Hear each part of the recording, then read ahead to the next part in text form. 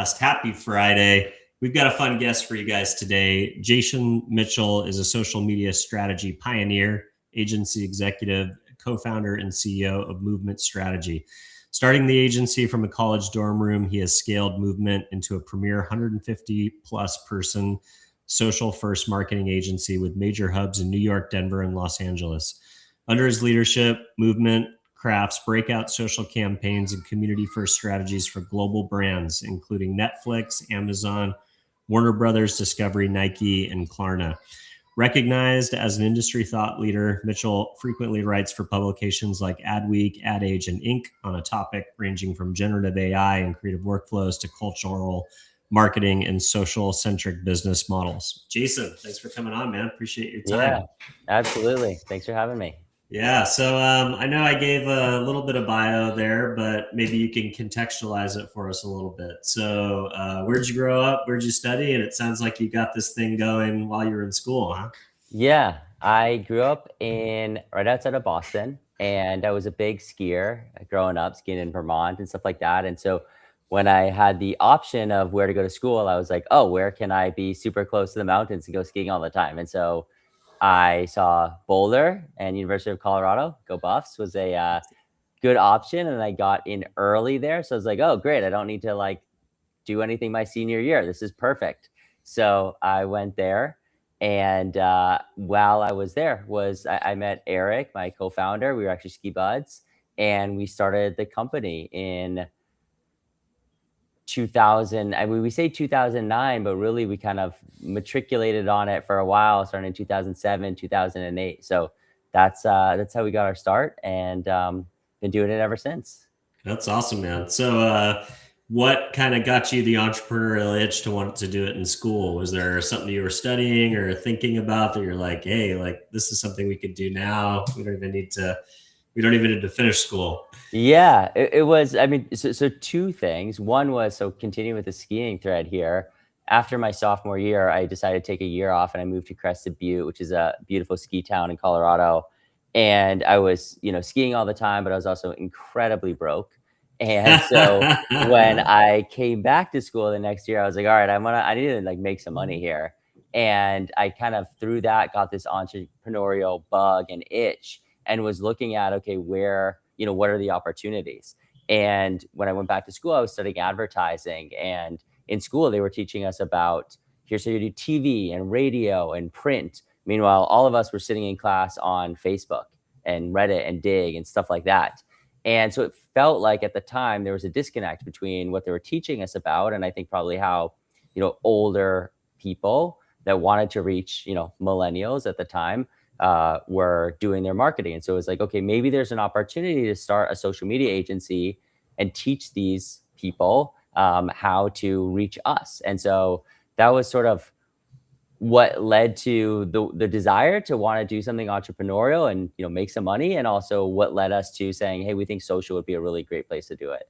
That's awesome. So how fast did it catch on, when you were doing stuff in college? Did you graduate, or did it become, one of those things where it was so successful as a dorm room enterprise that you had to start giving it more and more full time and just skip even needing the 40-year degree? Yeah, I did graduate. I promised my parents that I would, and I did. And since they were funding some of my life at that time, Sure. it was important that I did. So, and it wasn't like an overnight. I mean, it's a service industry, and so we need to go out, we need to get clients. And at the time, the pitch was like, hey, you should be on social media. I mean, it wasn't even social media back then. We're calling it Web 2.0. And Wow. it was like MySpace and Facebook, and it was convincing people to be on these channels. And so it was a slow burn. And also we were like college students, right? And so we had no credibility, we had no network, nothing. So it took us a while, but we got some great, early breaks. We, through pitching something that didn't go through, got connected to the Denver Nuggets really early, and had a meeting with, I remember, like the CMO of the Denver Nuggets, and he was basically like, hey, I'm super busy. You have 5 minutes to tell me why we should be on Facebook. And, I don't even remember what I said. I think I blacked out, but, he left being like, well, that was a great answer. We'll be in touch. And so really early, we got the Denver Nuggets on Facebook, and then we had basically every other NBA team calling us and saying, "Hey, we want to be on Facebook too. Can you launch our pages?" So we had some early breaks, and it spread, but it wasn't an overnight success. It was a lot of grinding, a lot of going at it, long days. I mean, we literally had a phone book when phone books were a thing back then, and went through the phone book and we're calling businesses in Boulder, Colorado, trying to sign them up. Wow, I love that story. I know a few agency founders that did it the old school way of cold calling companies in the phone book. So, yeah, so it sounds like you've been doing this since social really took off. I mean, you mentioned MySpace, which was the first social media platform. Remembering a time where you had to convince brands that they even needed a Facebook strategy. I remember being early in the YouTube space, having the same conversations with brands that were like, well, we're on Facebook, we're doing that. That's probably enough for us. And like, same thing, like trying to convince them to get on YouTube. But now social is the primary strategy for most companies, a multi-platform approach to social across all these different walled gardens. What have been some of the biggest changes, since you started to where you guys are today? Changes in terms of like the social landscape. Yeah, I think so. I think it's like, is it just, you also used to also hear these stories of like brands giving an intern, the social media scope, like, hey, like go figure the social media thing out. And now there's giant departments that are, fully dedicated to social, whether it's organic or paid. Just be curious how you've seen the industry in general mature over the time that you've been in it. Yeah, I mean, it's become an industry, right? And to your point, it's probably, I don't know if most companies, but a lot of companies are certainly looking sort of social first these days. And when I started, as I was saying, it was like we had to convince people to be on Facebook. The pitch was not, "Hey, you should hire Movement Strategy because we're the best." It was, "Hey, I really think you should invest some small amount of money on these places because increasingly all of your consumers are there." And so that's been a huge shift, right? Is convincing people to be on social, to convincing them to spend more of their dollars on social, to people increasingly understand that. And there's also, from an agency perspective, it's become a much more crowded and competitive space. There's lots and lots and lots of social agencies. Early on, we were getting hired by established sort of TVC agencies to do the social work that they didn't want to do, Got it. and we were like, "Sure, we'll take this all day long." And then eventually they're like, "Wait a minute, we need to go directly to the clients." Those same agencies, like, they don't exist anymore, or they're trying really hard to reinvent themselves. So for us, starting as a social first agency, that's been a huge advantage, when today, increasingly the main agency really needs to deeply understand social. So that's one thing. I think, creators, when we started, there was like bloggers, and specifically like mommy bloggers, and that was starting to be a thing. But today, such a huge part of, social marketing is about creators and the creator economy. And so getting to be really great there and understand that is important.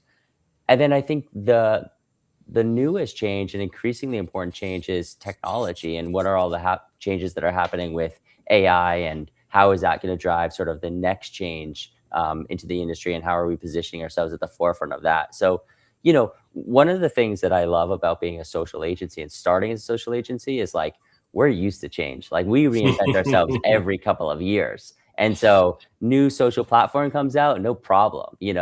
AI comes out, all good. We're already building there. And I think that ability to really quickly change, because the landscape it's challenging because of how so quickly it's changing. But that's part of our DNA. It's funny. I don't think I've ever said this out loud, but I think a lot. There's in one of the Batman movies, there's this great scene where what's his name? The bad guy's like, he says to Bruce Wayne something like, "Oh, you had to learn how to see in the dark. Like, I was born in the dark." And I Oh, think yeah, about that line often. It's like, we were born in social, so we didn't have to relearn this stuff. Like, this is in core to who we are in our DNA. So, um, it changes constantly, and we embrace that. Where's the biggest impact that AI is having on the social landscape, do you think? Is it, content creation, just the amount of content that's being created at scale, the ability for everybody to be able to tap into AI and, somewhat become a creator? Like where is AI having the biggest impact on your part of the industry, which is the social side? Yeah, I think for us, there's sort of two pieces to that. There's one is like, how are we incorporating AI? And then what is our AI doing to social media in general? So in terms of how we're incorporating it and where we're having the biggest impact, we built a piece of technology called Chassis that brings together all of the social media data from what's happening on your own social channels, what's happening across paid, what's happening, culturally across what's trending. We bring that all together, then we have an AI layer on top of it that tells us sort of like all of the different signals, and you can query it and say, what performed well last week and why. And so trying to get to those things previously took a while, and what makes social marketing successful is like great people paired with the ability to move quickly. And we've always had great people, but Chassis really powers our ability to move incredibly quickly. And so that layer of like, there's always been this promise of big data, but I think it's been hard for lots of companies to act on it. And AI really allows companies to make meaningful decisions with big data. And we have so much data with social. So I'd say that's the most significant way in which us as an agency is sort of taking AI and applying it to our business. I think when you think about social more generally, there definitely is, more and more content that's being created, right? And so we call this like a lot of that content slop, and Mhm. it's filling up the feeds. And so that's also having, like, from a consumer standpoint, I think there's increasingly a push towards, creators and following creators and people that you actually know, because otherwise it's hard to tell increasingly like what's real and what's not. And that's a weird feeling. And so if you follow people that you trust, okay, I know this is like a legit person. I can believe what they're saying. I can believe the product that they're selling. And then, it just continues to put more of an emphasis on quality. I think that, there's like, do we go for quantity or do we go for quality? And I think increasingly with AI, quality is really, really important, because anyone can put out an insane amount of quantity that doesn't do anything anymore. And so I think those are sort of some of the consumer changes that we're seeing with AI becoming, proliferating. I looked at a creator platform a couple days ago that I hadn't done an update with in a long time, and I was pretty impressed by how far the tools were leveraging AI from the perspective of like give it some feedback on what types of creators you like, talk about what creators and what size you want. It kind of gives you like this really nice order form and spits out exactly like how many creators you'll get, how many posts. What was really insightful is like once you had given it kind of signals on what type of talent you wanted, it would come back with basically analyze everything that was happening on social, give you like six briefs that were generated by AI, and then give you the suggestion of the one that would be most likely to be successful. And then if you clicked on that brief, it would implement almost like a shot list of like what they thought that the video should look like in vertical. I think about like trends and the idea that like every time somebody does something that's trending, 7,000 creators will copy it and do their version of it in, an hour. But how do you get to the insight that drives the trend? How do you be the person who puts the thing up that the 8,000 creators want to copy, that it's never been done before? If you're looking at the entire history of what's happening online and you're looking at all this data signals based on what's already happened versus trying to be the person to predict what will drive culture in the future. Yeah, it's a great question, and I think it kind of piggybacks on sort of the last thing. It's about like, how can you be an arbiter of taste? And Mm, that's just about like talent and finding really great people, and that's why it's like AI is great for a lot of things, but AI doesn't necessarily like have taste, right? It just is regurgitating sort of what it's seeing in lots of different places. And so for us, we think a lot about, AI is an amazing tool and it can get all of these signals, but it can't figure out which signal specifically, is a signal to lean into, and then what do you do with it, right? Most things that go viral are not because of some sort of AI platform like the one you described, with it being like, and now do this thing, because that's copying, or it's another take on lots of previous things, and so the way that we look at it is like, you want to have all of the data, you want to have all the signals, but then you need to have really great creatives and really great strategists that deeply understand internet culture and can sort of take those things and be like, what would be amazing is if we did this. And I think the other piece of it is like trying lots of things. We need, as an industry, and what we push our clients to do is like, instead of trying to say, okay, we're going to have 4 big, campaigns throughout the course of the year, each quarter, instead try lots of smaller bets. And because it's really hard to know sort of what thing is going to go viral, right? Even if you're like an amazing creator and you can create lots of viral hits, like, you don't know what is going to go viral. And so you want to try, maybe instead of 4 big swings throughout the year, you have like 12 medium sized. And oftentimes for us, it's about trying a thing, seeing if it works, iterating on it, and then all of a sudden it like goes viral and takes off. So I think it's about, having people with like taste, having people that deeply understand the internet. I don't think AI software and platforms are going to be the thing that like creates virality. Yeah, I think you're right. It might help you kind of, steer a always on type campaign into moments or things that might generate incremental earned value, but it's not going to be the breakout thing that drives culture or the trend, which is where most of these brands would like to be if all things being considered. So Movement Strategy has produced breakout viral social campaigns for major entertainment properties like Yellow Jackets and The Boys. What's the secret when you're building a fan-centric campaign that organically will ignite the internet around, culture like comic books or superheroes or a particular IP? I think for when we're talking about entertainment marketing, it's about expanding the world of that IP onto social. People come to social to be entertained. And so think about like, okay, the show on TV might be entertaining and they're getting it in that way. Well, what can we do on social that is, different and additive? And so we think about The Boys, for instance, for season 1 of The Boys, they had a fairly standard marketing campaign.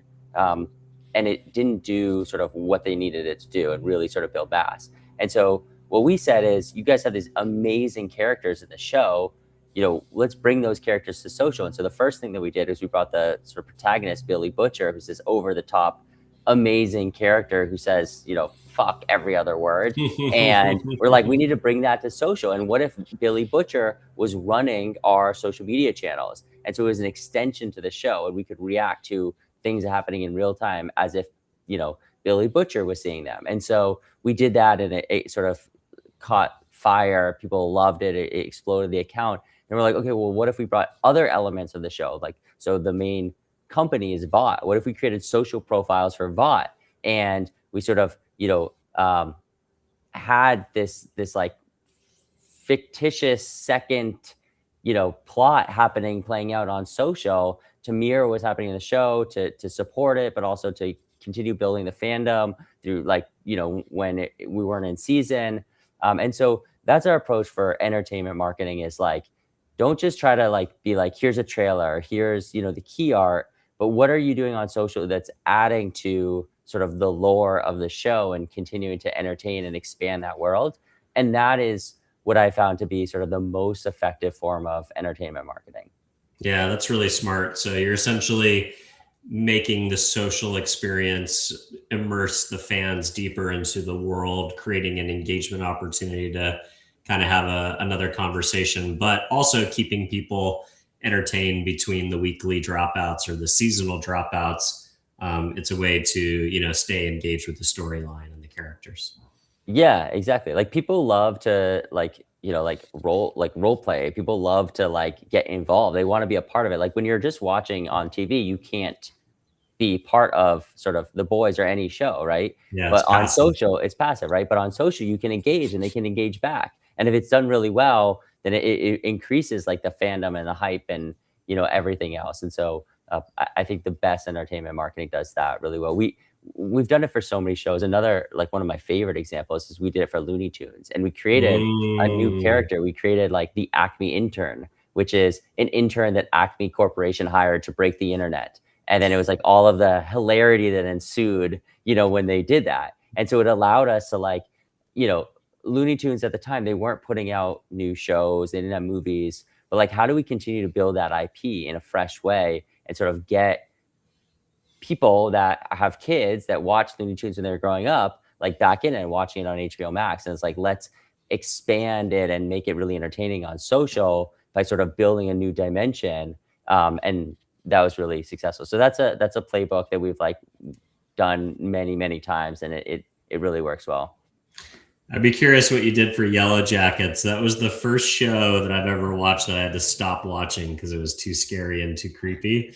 But such a great show. I really wish I could continue to watch it, but I'm just like, horror movies, I don't usually participate, and it just got too gnarly for me. But I'd be curious, what do you guys do, with something like that might be a little bit more scary and not appropriate for all ages? Yeah, I mean, we weren't trying to market to all ages, right? We were trying to Yeah. market to, like, Parents, yeah, obviously. yeah, parents and young adults. Mhm. And that show, I mean, we were the lead social agency, and so we created, we launched them on social. We created all of the content. We had a big sort of influencer campaign to support it.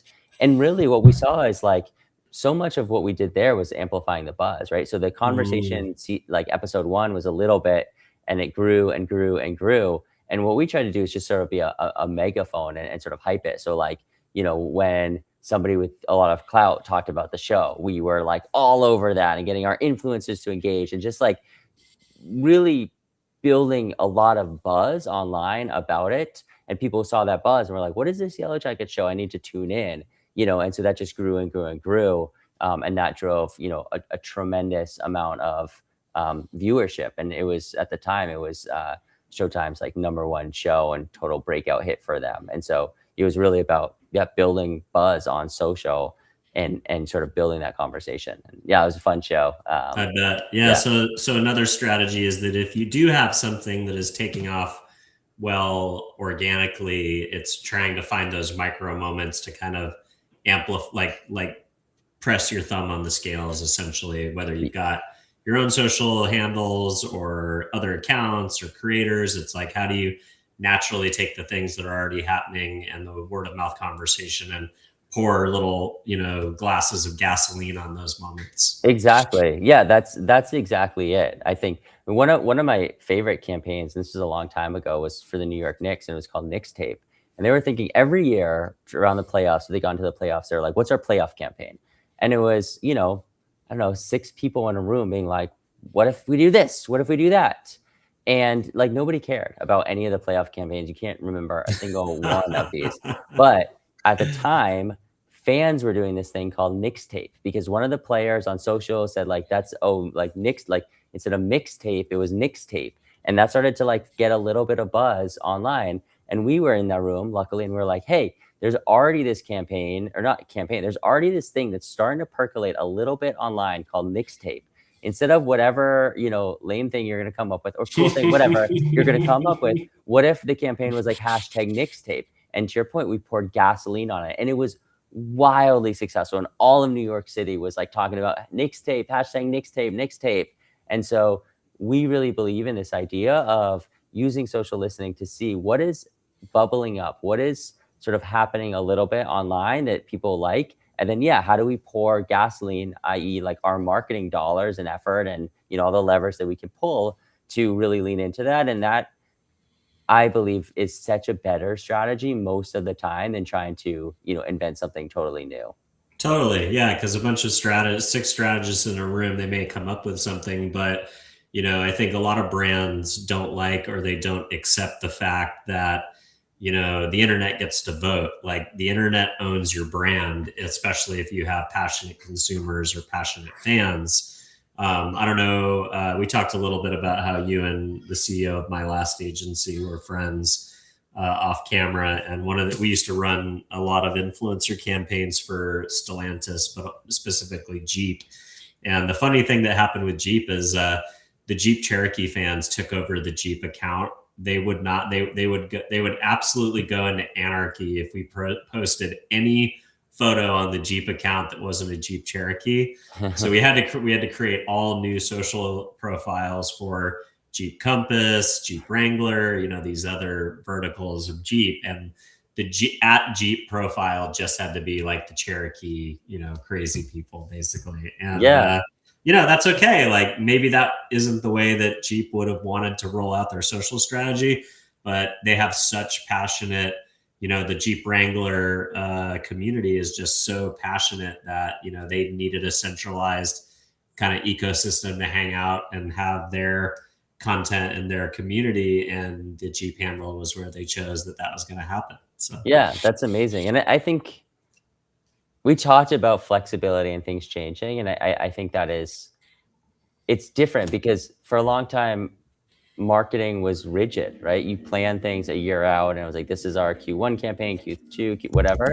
But social and the internet today just doesn't work that way. And so I very much think the best marketers are able to be adaptive, to see something like that happening and then say, you know what, like this is what at Jeep is now going to be, for the Cherokee community. And that's amazing. And, I don't know how far they took it, but they could have probably taken it really far, right? And had a lot of fun with it. So totally. All right. You built Movement Strategy from a scrappy dorm room startup into an agency managing social for brands like Netflix and Amazon. What was the hardest operational leap in scaling that team without losing your creative edge, expanding out of Denver and going into major markets like New York and LA? When you hit about 100 people, it's an inflection point. So today we're about 185 people. And so when you talk about operations, a lot of the things that work to scale to a company of, 100 people maybe it's like around 70 or so people, it starts to break down. And so we had to go out and find really amazing people that had done this successfully in other places. And so we went out, we found an amazing advisor who built 1,000-person company, and she came and helped us. We brought in Lee, who had, as our chief creative officer, she had been at some really large agencies, sort of leading big teams. And so it was sort of going, I don't know if it's an interesting answer or not, but maybe for other agency leaders who have growing agencies. But once you get to about that size, everything sort of breaks down. And so we've had to rebuild. And I think what, again, has been easier for us is we just have in our DNA this ability to rebuild. And so it's fine. So we just did. I think another thing for us, operationalizing an ability to move quickly across lots of different clients, and especially clients that are, really large multinational clients that have a lot of sort of things that, processes and decision makers and things is challenging. And so trying to figure out, well, how can you fit within the parameters that sort of an enterprise level brand needs, but also see a trend and move really quickly and react to it? And how do you do that across lots of different teams, across time zones? And so scaling to a place where we can do that, it has been really challenging, but we've figured it out, and now we're sort of on our next chapter of growth. So a big topic within social, at least for a while, was kind of cause marketing and how that leans in or takes place on social. You wrote for Inc. 10 questions brands must ask before posting about social causes. How should brand navigate corporate activism without coming across as performative or insincere? It's just got to be core to who they are. I think that, the best brands that do this, it's not like an afterthought, it's not a division, but it's, really core to who they are. I think like Patagonia, Ben & Jerry's, Elf Beauty, these companies put those things at sort of the forefront of what they do, and it becomes really effective marketing. I think that we see oftentimes brands, try to, during Pride Month, come out with like some rainbow products, or, Black History Month, come out with something, that appeals to that audience. It doesn't feel authentic. And so I don't think that all brands, or like most brands, need to do cause marketing. If it's not core to who you are, then I would just stay out of that lane.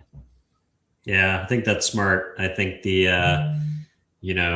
being lectured about politics from a beer brand, I think, or something like that, is kind of where it goes. When things can go wrong. But like from a company like Patagonia or Ben and Jerry's, even if you're not politically aligned, I think you can respect the fact that they have a point of view and that it's core to their mission, like you said. And if they have a great product, like, you still might support them. I find definitely I can appreciate a great product and a commitment to core values, even if they're not my core values, and I'll still support that brand. I agree. Like, stand for something, right? Mm-hmm. But that standing for something doesn't have to be social justice or social good thing, right? You could just stand for like really great quality, athletic wear, and that's fine.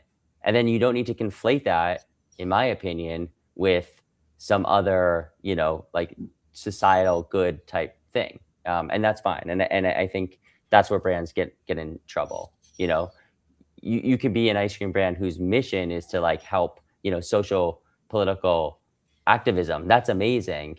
But, if that isn't at your core, then maybe don't give out, free ice creams on a certain day that doesn't align with actually who you are. So yeah, I would say make it core if it's like truly core to like the founders and the founding team. Otherwise, I would just stay away from it. Smart. And probably important to have great mission and great core values, but also have a great product too at the same time. So, all right. Follower counts and surface impressions mean less than ever. We see ourselves moving away from this economy of followers to, an algorithm-based economy where, someone with one follower or 10,000 or 10 million could theoretically reach similar numbers around a particular piece of content, getting out there in the vertical video feeds. What are the core metrics or audience signals that you use to track and prove that social engagement is trending and translating into brand loyalty, but also lower funnel metrics like revenue? There's two that I care about. If you're looking at your owned channels, I care about shares. Is your content getting shared widely? And then if you're looking more broadly at like, what is the impact of what we're doing, it's share a voice and how much other people are talking about you. I think that those are the two main things that matter. If you look at brands that are really successful on social today, it's brands that are taking up a lot of the oxygen. A great example is Chili's. Like, this is getting a little bit older, but like they're with Triple Dipper and everything that they were doing was like all over social. And so the category share of voice that they had really grew significantly because of a really smart product and marketing decision they made. And that had a massive impact on the growth of that company. Or you can look at, if you're looking at your own social media, it's not about putting lots of paid media behind it. I mean, you can do that. You can do that successfully, but it's about, are you actually creating content that people like so much they're sending to other people, and actually putting their stamp on, like, did you see this? That's really funny. And that comes from being entertaining. And so those two metrics, while they're both top of funnel metrics, I think they have by far the biggest implication across the entirety of the funnel. And if I'm a marketer, especially like a CMO level marketer, that's really what I care about.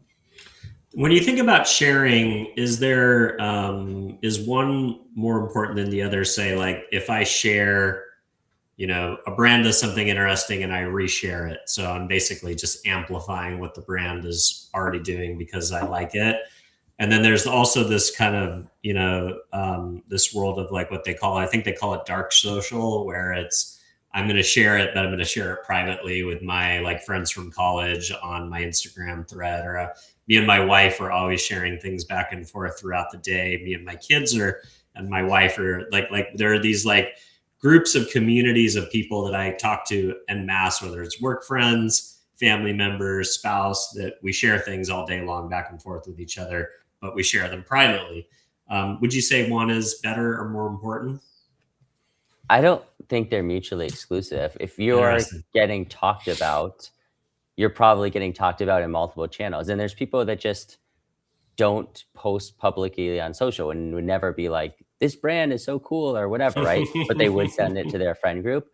The opposite is like nobody gives a shit, right? So like a lot of brands do various things and nobody says anything about it. And they're not sharing it publicly, they're not sharing it privately. And then the brands that are great at social are doing things that are getting shared, broadly in both of those channels. I love that. All right, we talked a little bit about influencer and creator strategy, how important it's becoming. I love the idea that you mentioned that influencers are even more important than ever in a world of AI, because you're following influencers because you trust them and you know that what they're going to be putting out is authentic and real. Influencer marketing has shifted from the one-off sponsored posts to deep integrations where brands have affiliates and ambassadors and power middles and celebrities at the top of their funnels. How do you evaluate and structure creator partnerships to ensure they deliver that ROI that brands are looking to capture? First of all, power middle, that's amazing. Haven't heard that before. But,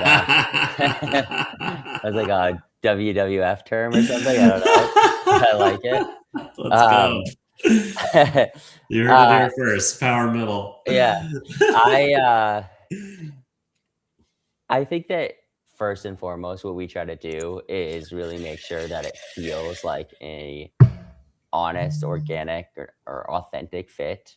So I think it's really easy to tell when influencers are taking a paycheck and they're hawking a piece of product, and like I think their followers are like kind of fine with it because it's like, yeah, like get that money, like we see Yeah, you, you have like, to get paid. This is but what you do for a they're living. also like they Yeah. probably don't care, right?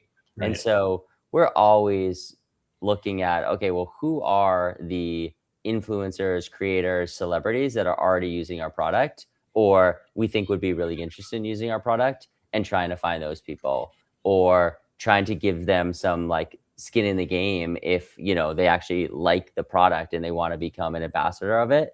So I think it's really about moving away from sort of the transactional, hey, we're going to give you $50,000 to post about this 3 times, to, hey, we saw that you are working out more and going on this sort of like body journey of like getting stronger, and we really think you might like this product. You want to try it and tell us what you think, and if you do like it, let's talk about a longer term thing. So we're really focused on, and I think that this is sort of the problem with some of those transactional platforms where it's like, here are the creators, here's the brief, here's how much it's going to cost, versus actually going out, doing the research. I mean, they're good. Those are good to sort of as a basis and have directional stuff.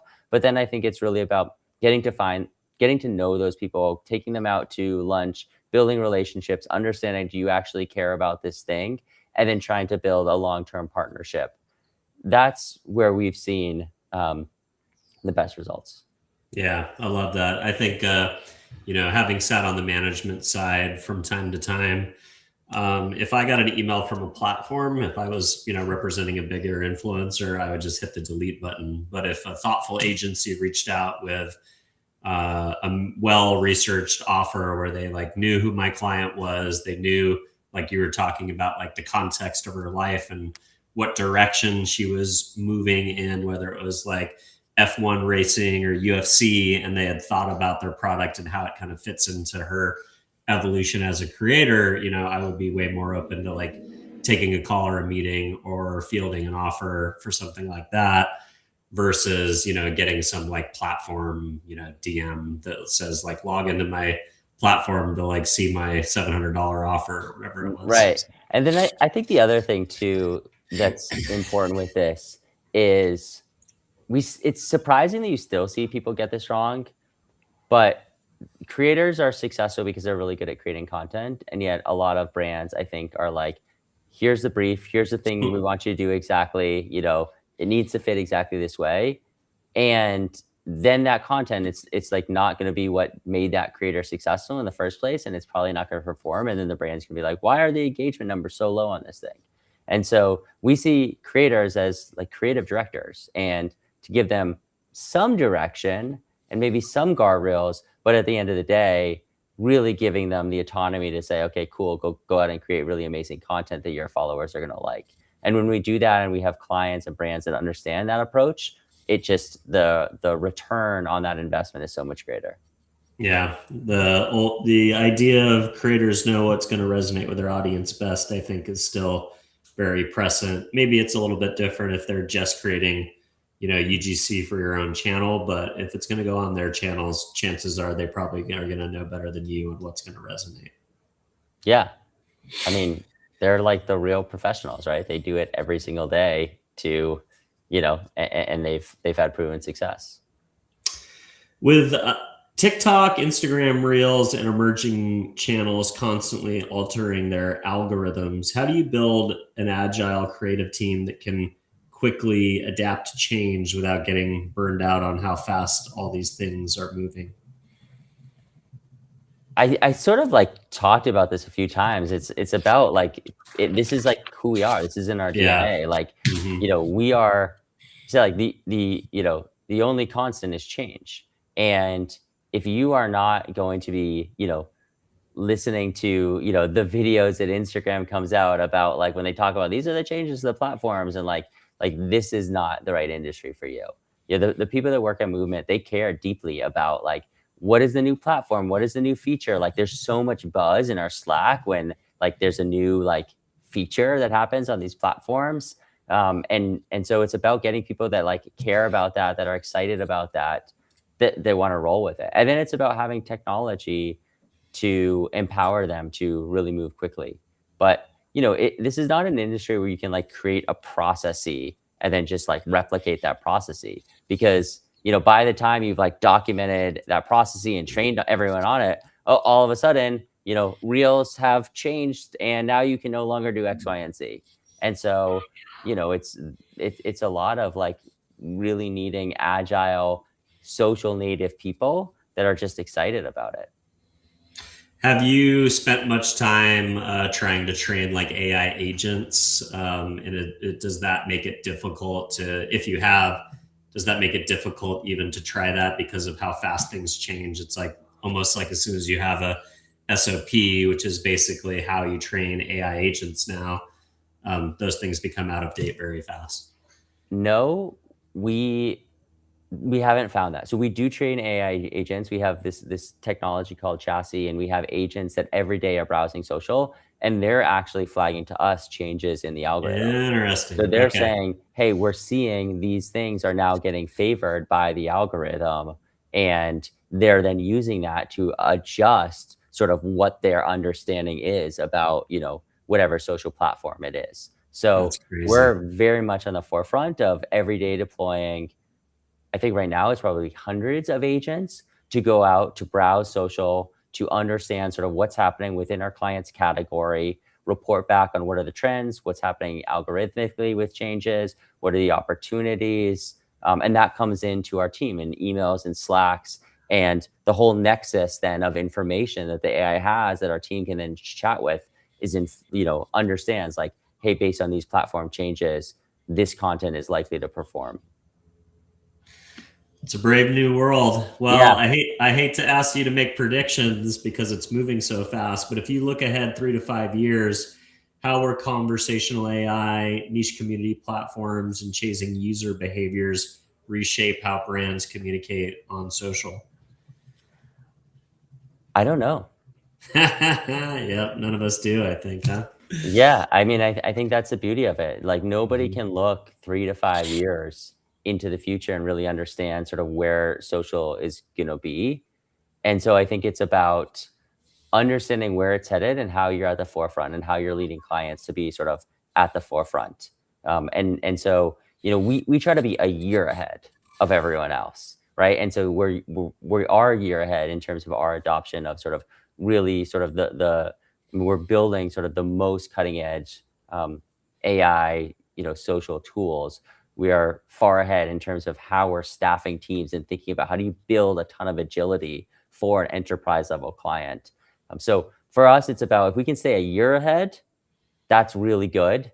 But we have no. I mean, think about it. Like we didn't know was TikTok going to be around in the U.S. or not, and that's like the most sort of leading social network in terms of what's driving trends and user behavior and stuff. And so it's just such a dynamic industry, and so I think it really is about building in that ability to be constantly changing and reinventing yourself. So you don't need to know what is 3 to 5 years out going to look like.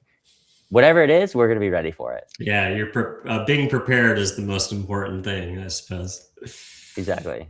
I love it. Well, Jason, I'm excited to have met you. I had heard great things about you, and this was a really informative conversation. I appreciate you spending some time with the audience today.